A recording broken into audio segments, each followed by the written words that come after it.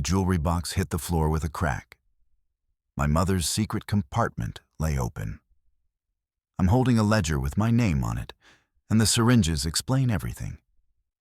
The front door slams. She's home early. My fingers shake as I shove the evidence under the dresser, but it's too late. Her footsteps are already in the hall. The photo of my father slips from my hand.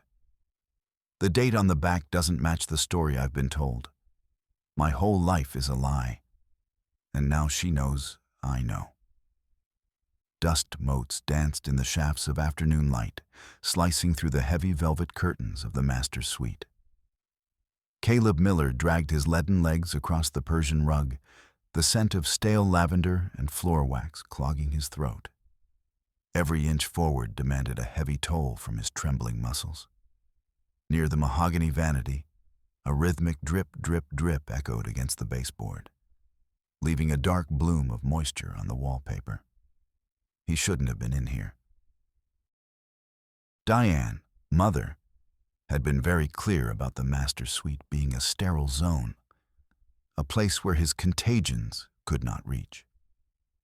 But the sound of the leak had been a needle in his brain for 3 days. And with Diane at the veterinary clinic until 5, Caleb had finally found the strength to crawl toward the source. He reached for the radiator pipe, but his shoulder buckled. His elbow slammed into a heavy rosewood jewelry box perched on the edge of the vanity. The chest toppled, hitting the floor with a dull thud that vibrated through his rib cage. Splinters of polished wood skittered across the floorboards. Caleb exhaled a ragged breath, his heart hammering against his teeth as he reached out to gather the spilled pearls. His fingers brushed a jagged edge where the velvet lining had peeled away.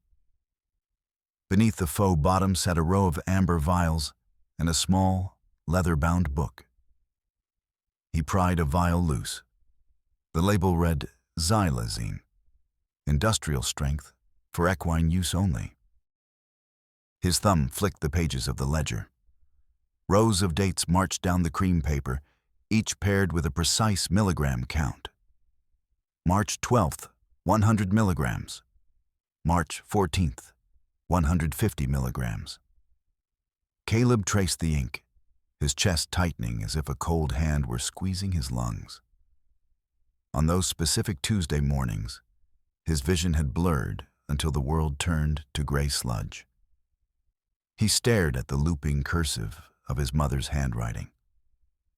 The dosages climbed higher in perfect synchronization with the months he spent trapped in this house, convinced his own body had simply betrayed him. He wasn't sick. He was being managed. He was a specimen in a cage of velvet and mahogany. The realization hit him with the force of a physical blow, making his stomach churn with a nausea that had nothing to do with the chemicals in his bloodstream. He looked at the entries for the previous week. The dosage had jumped again. He began to count the vials, 1, 2, 3. His voice a dry rasp in the silent room. If he could quantify the betrayal, perhaps it would stop being true. But the numbers didn't lie. They were the only honest things in a house built on a foundation of poisoned soup and fortified tea. The heavy thud of the front door slamming downstairs sent a jolt of pure electricity through Caleb's nerves. The grandfather clock in the foyer struck 4. She was an hour early. He heard the familiar rhythmic sound of the triple wash ritual from the kitchen. Lather, rinse, repeat. The water hissed through the pipes, a sound that usually signaled safety, but now sounded like the sharpening of a blade. Caleb scrambled to shove the vials back into the hidden compartment, but his hands, weakened by years of treatments, were clumsy, shaking things. Diane's footsteps on the stairs were light, precise, and terrifying. Caleb tried to push himself toward the door, but he was too slow. The door swung open, and Diane stood there, her hair pulled into a ponytail so tight it seemed to stretch the skin around her eyes. She didn't scream. She didn't gasp. She simply looked at the rosewood box on the floor and the ledger in Caleb's hand. Her face remained a mask of clinical calm, but her eyes, wide and unblinking, betrayed a predatory focus. "Caleb," she said, her voice a soothing, high-pitched nursery tone that made the hair on his neck stand up. "You've made a mess of your vitals today. Look at your tremors. You've overexerted yourself." She moved with a speed he couldn't match. Before he could cry out, she was on him, her fingers like iron talons digging into his shoulders as she pinned him to the hardwood. The scent of antiseptic and lavender overwhelmed him. He felt the cold floor against his cheek as they struggled, his weak muscles burning with the effort to keep the ledger away from her reaching hands. "Give it to me, Caleb," she hissed, the mask of the caregiver finally slipping to reveal the sharp, angular features of the woman who had spent 2 decades erasing him. "You don't understand the chemistry. You're misinterpreting the data." Subverted, Caleb's mind raced. He had to hide the evidence, or it would disappear forever into the sterile void of her medical station. With a desperate final surge of strength, he kicked out, sliding the ledger across the floor. It vanished into the dark, narrow gap beneath the heavy mahogany dresser. A piece of furniture so massive, it would take 3 grown men to move it. He felt a brief, soaring sense of victory. She couldn't get it now. He had won a piece of the truth. Diane let out a low, guttural growl of frustration, her weight pressing harder into his ribs.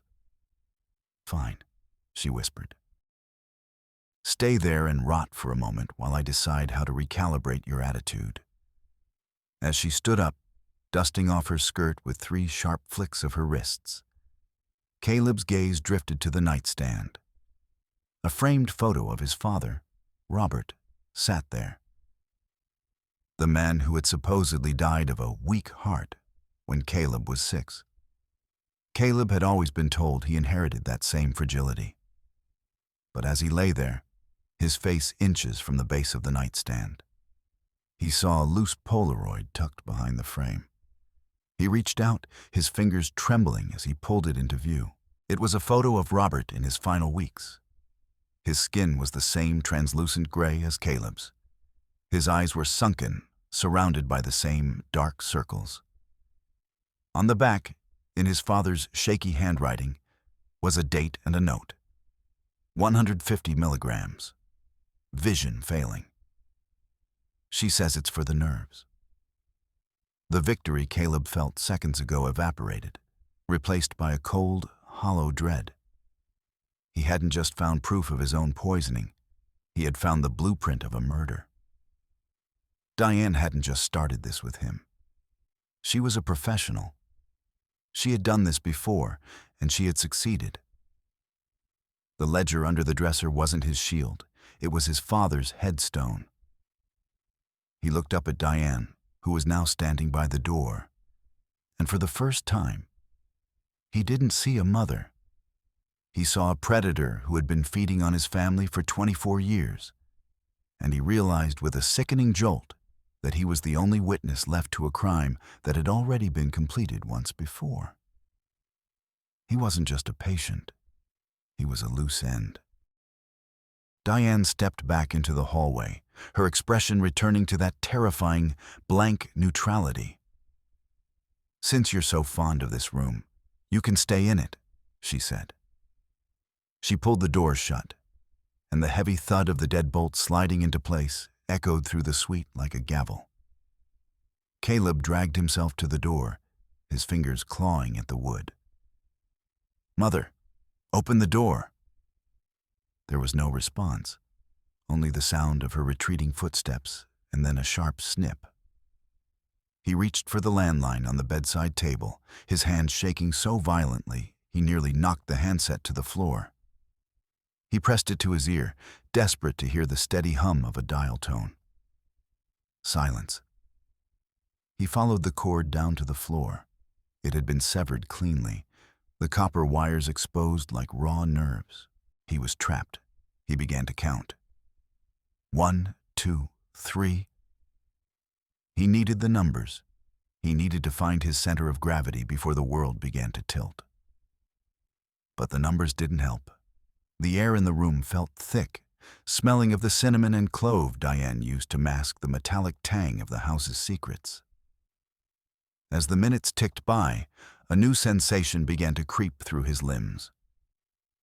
It wasn't the usual lethargy. It was a violent, electric buzzing. His muscles began to twitch rhythmically, his hands curling into claws he couldn't straighten. A cold sweat broke out across his forehead, and his stomach cramped so hard he doubled over on the rug. "The withdrawal," he whispered, the word tasting like copper. He realized then the true depth of the trap. He wasn't just a prisoner of the room. He was a prisoner of the chemistry. Diane had spent years weaving his biology into her own design. Without the fortified tea, his nervous system was beginning to misfire, a series of short circuits that would eventually lead to a total collapse. He had less than an hour before the tremors became convulsions. He needed to find a way out, but his vision was already starting to fray at the edges. He looked up at the ceiling, searching for a vent, a loose tile, anything. His eyes snagged on the smoke detector. There was a tiny, pin-sized hole in the plastic casing that shouldn't have been there. A faint blue light pulsed deep inside it. He dragged a chair to the center of the room, his breath coming in ragged gasps. Every movement felt like wading through waist-deep mud. He climbed up, the chair wobbling under his uneven weight. He pried the cover off the detector. There was no battery inside. Instead, a small, sophisticated camera lens stared back at him, wired directly into the house's electrical system. The realization was a fresh violation.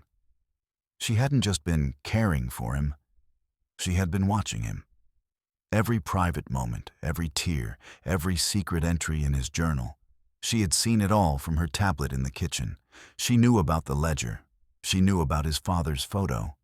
She was probably watching him right now, enjoying the spectacle of his collapse. A sudden, violent crash from the hallway made him fall from the chair. He hit the floor hard, the air rushing out of his lungs. Thwack, splinter, thwack. The sound of wood screaming. He looked at the door. A heavy steel blade bit through the mahogany panel, showering the rug with splinters.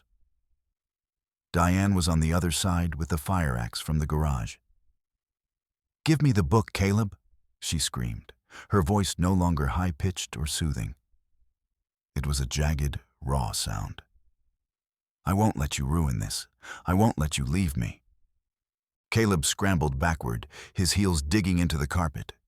He needed a weapon, a barrier, anything. His hand hit the heavy glass lamp on the nightstand. He grabbed it, the cold base biting into his palm. As the axe blade disappeared to reset for another swing, Caleb lunged forward and smashed the lamp against the base of the doorframe. The glass shattered into 1,000 diamond-sharp shards, a glistening minefield that covered the entrance.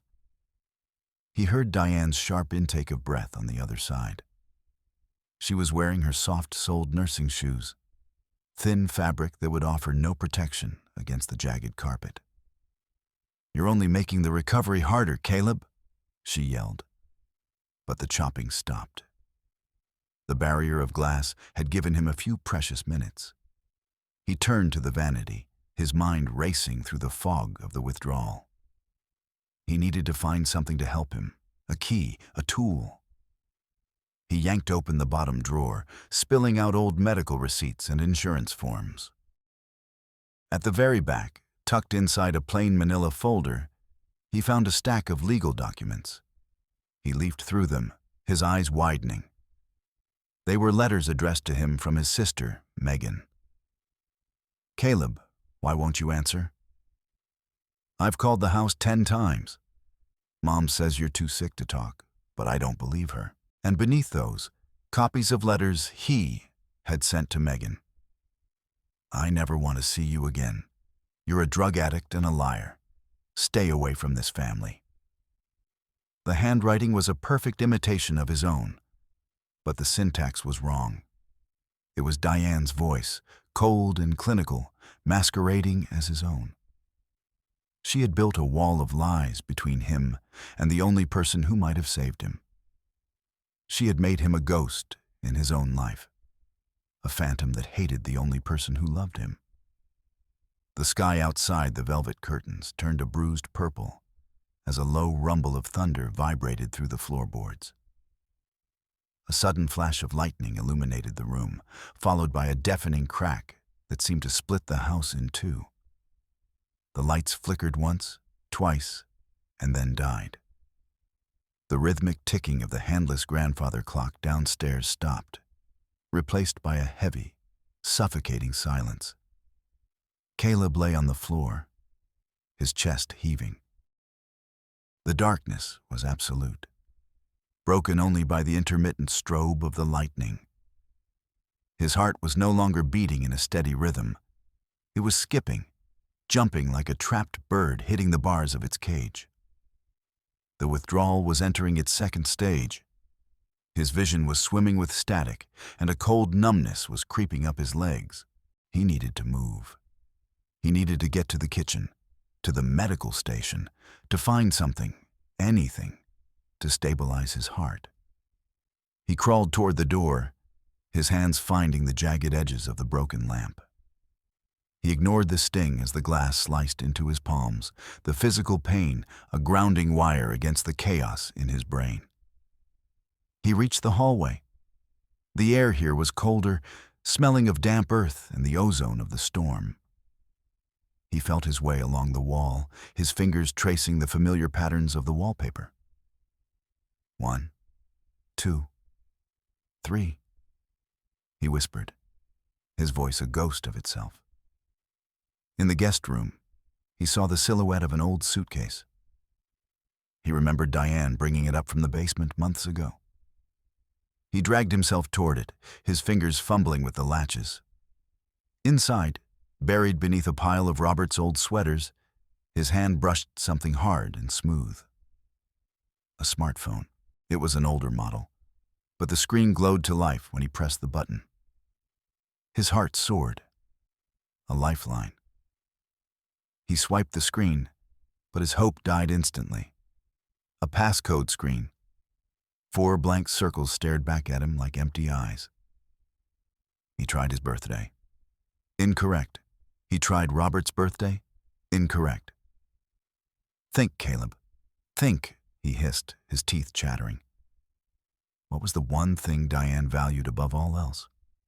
What was the number that governed their lives? He looked at his trembling hands. He thought of the ledger. He entered the dosage from that morning. 1500. The phone vibrated and unlocked. He let out a sob of relief, his thumb hovering over the dialer. He started to punch in 911, but a shadow fell across the doorway. Caleb? Is that you, dear? Diane stood in the hallway, illuminated by a flash of lightning. She wasn't holding the axe anymore. She was holding a long, gleaming syringe, the needle dripping with a clear, viscous fluid. She looked like a nightmare stepped out of the wall, her eyes reflecting the storm. You've missed your evening dose, she said, her voice dropping into a low, terrifying croon. Your heart is laboring. I can hear it from here. Let me help you. She lunged. Caleb rolled to the side, the syringe whistling past his ear.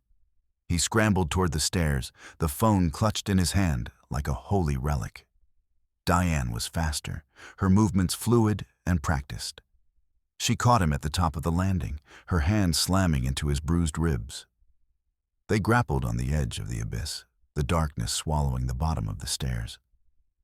Caleb felt the needle graze his neck, the cold metal a promise of eternal sleep. He screamed, a raw, primal sound, and shoved his elbow into Diane's throat.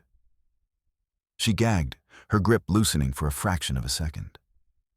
Caleb kicked out with everything he had left, his foot connecting with her hip. She stumbled back, but as she fell, She grabbed his shirt. The world tilted. Caleb felt himself falling, the stairs a series of brutal impacts against his spine and ribs.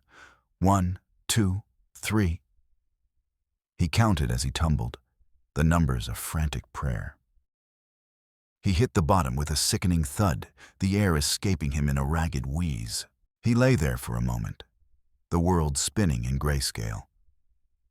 He reached out for the phone, but his fingers only brushed the smooth plastic as it slid away, disappearing under the heavy oak credenza in the foyer. "No," he wheezed. "No, no, no." He dragged himself toward the front door, his vision blurring.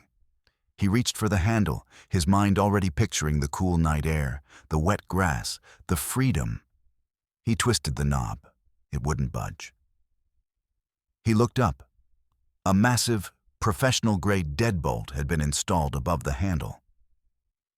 It was a double-sided lock, the kind that required a key from both the outside and the inside. Diane had turned the house into an airtight vault.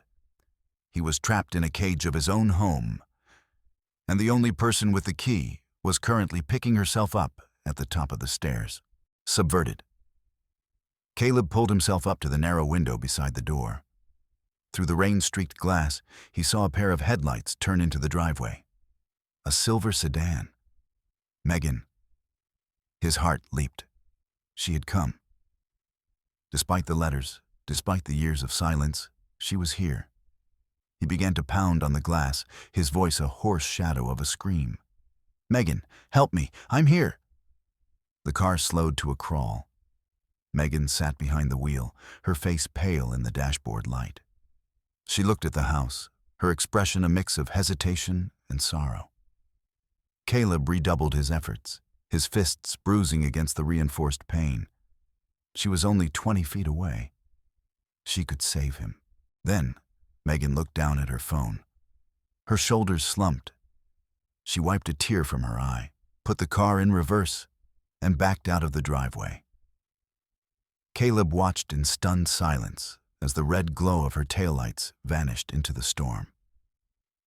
He didn't understand. Why would she leave? Why wouldn't she even knock? He felt a presence behind him. Diane stood at the base of the stairs, her face bruised, but her expression triumphant. She held her own tablet in her hand, the screen glowing with a soft blue light. "I told her you were sleeping, Caleb," Diane said, her voice returning to its gentle, clinical tone. "I told her you had a very difficult afternoon, and that seeing her would only trigger another episode. I even sent her a photo of you lying on the rug. You looked so peaceful." Caleb realized then that his attempt to unlock the house's secrets had provided Diane with a perfect cover. By using the smartphone he found, he had triggered a notification on her tablet. She hadn't just watched him. She had used the phone's own location and status to craft a perfect, believable lie to the only person who cared.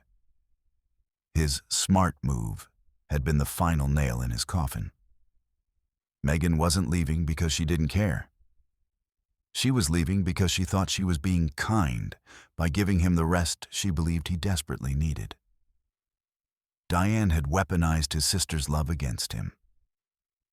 Caleb slumped against the door, the strength finally leaving his body.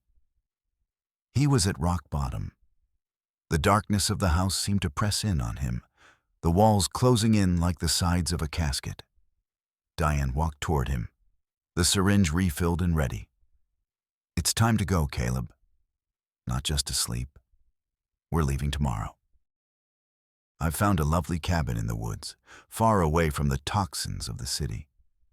Just the two of us. I'll take care of you forever." She reached out to stroke his hair, her hand smelling of the triple wash ritual, soap and sterile deception. Caleb looked at her, and for the first time, he didn't feel fear. He felt a cold, hard clarity. If he was going to die, he wasn't going to die as a specimen. "The smart home system," he whispered. "What was that, dear?" "The house," Caleb said, his voice gaining a sudden, sharp edge. "You forgot one thing, Mother. You taught me how to code so I wouldn't be bored. You gave me the laptop to keep me quiet." He lunged toward the kitchen, his movements fueled by a final, desperate surge of adrenaline. Diane caught him at the breakfast nook, but he wasn't trying to escape through the door anymore. He reached for the wall-mounted control panel, the brain of the house's security and lighting system. He grabbed a heavy metal meat fork from the counter. "Caleb, stop!" Diane screamed, sensing the shift in the air. He didn't stop. He jammed the fork into the gap between the touchscreen and the wall, twisting it with every ounce of strength he had left. A massive blue spark erupted from the panel, the smell of scorched dust and ozone filling the kitchen. The house groaned as the electrical system buckled. Suddenly, the silence was shattered by a sound like 1,000 sirens. The panic mode Caleb had programmed into the system months ago as a theoretical exercise had been triggered by the short circuit. High-decibel alarms wailed through every room, the sound vibrating through the floorboards and into Caleb's very bones. The emergency strobe lights began to pulse, blinding white flashes that turned the kitchen into a chaotic, fragmented nightmare. Diane shrieked, clutching her ears, her clinical composure finally disintegrating into raw, animalistic panic. She stumbled back, the syringe falling to the tile floor and shattering. The system was doing exactly what it was designed to do. It was calling for help. The automated distress signal was already hitting the local police dispatch. Caleb collapsed onto the floor, his heart racing, his vision a kaleidoscope of white light and shadow. He watched through the strobe flashes as the front door was kicked open. Not by Diane, but by men in blue uniforms. Officer James Taylor was the first through the door, his hand on his holster, his eyes darting to the corners of the room. He saw the woman screaming in the center of the kitchen and the pale, trembling young man on the floor. "Police, don't move!" Caleb didn't move. He couldn't. He just watched as they moved toward Diane, who was trying to regain her caregiver mask, her voice cracking as she tried to explain the medical emergency. But the broken syringe, the ledger Caleb had managed to drag from the hallway, and the sheer, vibrating terror in the house spoke louder than she ever could. The paramedics rushed in, a stretcher clicking into place beside Caleb. He felt a hand on his shoulder, a real hand, warm and steady. "We've got you, son. Just breathe." Caleb looked at the stretcher, then at the door. He saw Diane being led away, her hands bound in cold steel, her face finally looking like the predator she was. He looked at the paramedic and shook his head. "No," Caleb rasped. "I want to walk." He pushed himself up, his muscles screaming, his heart skipping beats. But he did it. He crawled, then staggered, then leaned against the wall. But he made it to the porch on his own terms.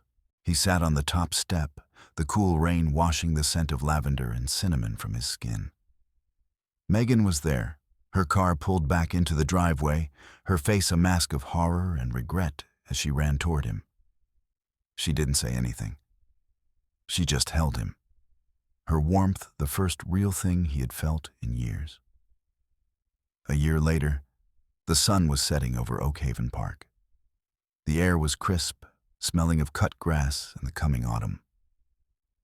Caleb Miller walked along the paved path, his steps slow but deliberate. He didn't count them anymore. He didn't need the numbers to tell him where he was. He stopped at a bench and looked out over the lake. His skin was no longer translucent. His eyes were clear, the dark circles gone. The fog of the xylazine had finally lifted, leaving behind a world that was sharp, bright, and entirely his own.